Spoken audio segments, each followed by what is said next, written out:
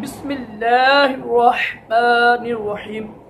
फरमान मुस्तफ़ा सल्लल्लाहु तआला अलैहि वसल्लम, जो मुझ पर एक बार दुरूद शरीफ पढ़ता है, अल्लाह ताला और उसके फरिश्ते उस पर 70 रहमतें नाज़िल फरमाते हैं। सल्लु अल हबीब।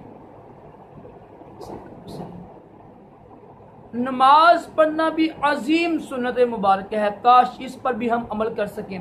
राशिद अतारी नूरी दवा खाने की तरफ से, और आप देख रहे हैं मुजरब नुस्खे। इंशाल्लाह आज मैं एक नुस्खा लेकर आया हूँ, वो है मैदे की गर्मी होता है, मैदे की जलन के लिए।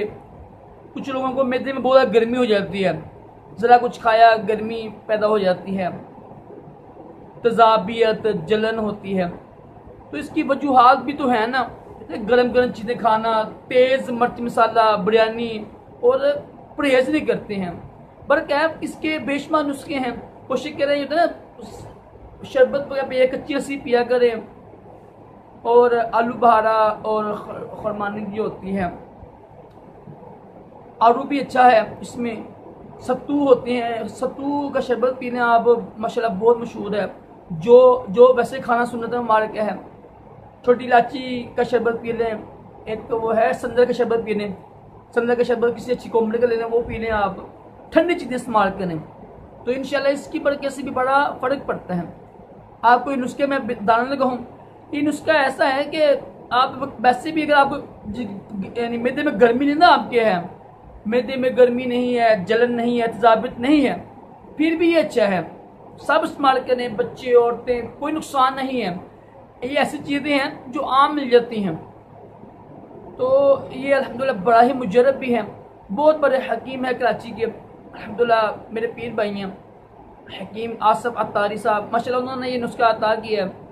तो ज़ाहिर लोगों की भलाई के लिए। देखिए, बेहतरीन मुसलमान वही है ना जो लोगों को फ़ायदा पहुँचा सके ना, हदीस पाक है।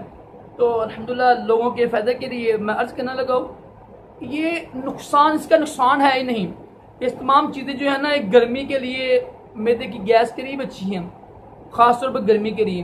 तो ये आम चीज़ें बन जाती हैं, हमारे किचन भी होंगी। करना क्या, आपने लेनी है मुलट्ठी। मुलट्ठी भी आम मिल जाती है, मुलट्ठी लेनी है। मुलट्ठी ले लें आप 100 ग्राम, और आप ले लें सौंफ, ले लें सौंफ भी ले लें 100 ग्राम। और जो है ना छिलका, इसबगोल का ना भूसा होता है, इसे हम कहते हैं छिलका कहते हैं हम, छिलका इसबगोल भूसा। तो सौंफ को और मुलट्ठी को पीस लें, आप ग्राइंड कर लीजिएगा हमन दस्ते में या किसी मशीन में।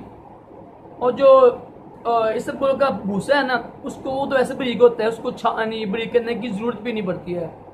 तो मिक्स करके सुबह शाम खाने के बाद खाएं, इंशाल्लाह इससे मैदे की गर्मी, मैदे की तजाबियत दूर हो जाएगी। दोबारा सुन लें, जिनको मैदे में गर्मी, मैदे में तजाबियत रहती है ना, उनके लिए ये नुस्खा है। मुलट्ठी और सौंफ 100 ग्राम लेके ना, जितनी मर्जी है, 100 ग्राम जरूरी नहीं है, 50 ग्राम ले लें आप, हम मज़े लेना है, 30 ग्राम ले लें, 20 ग्राम ले लें, जितनी बनानी है आपने, ठीक है। तो हम मज़े लेके ना 100 ग्राम लेके आप सौंफ को और मुलट्ठी को इसको पीस लीजिएगा। और जो है ना, इसबगोल का भूसा जो होता है, छिलका होता है, उसको वैसे ही डाल लीजिएगा। एक एक चमची खानी है सुबह शाम खाने के बाद। इंशाल्लाह हफ्ता महीना खाएं, इंशाल्लाह जो गर्मी ख़त्म हो जाएगी। कुछ लोगों के मिजाज वैसे गर्म होते हैं, गर्म चीज़ें खाती हैं ना, कोशिश करें परहेज़ किया करें। अल्लाह ताला हम सबको भी अक्ल सलीम अता करे। ज़ाहिर हम ज़्यादा भूखे नहीं, ज़्यादा खाना खाते जो है ना, कम खाया करें। कम खाना भी सुन्नत मुबारक है ना, कोशिश करें कि ना जो आपकी खुराक है उसको कम करें। इंशाल्लाह सुन्नत की नीयत से कम करेंगे ना, ये पता ना वो हदीस पाक भी है ना, एक हिस्सा भूख है ना, भूख खाने के 3 हिस्से कर लेना, एक खाना, एक पानी और एक हवा के लिए, ठीक है ना। हम लोग कहते हैं कि हम यहाँ तक आइए तो खाना खाई आते हैं, हर वक्त खाना खाते हैं। ये इंसानों का काम नहीं है।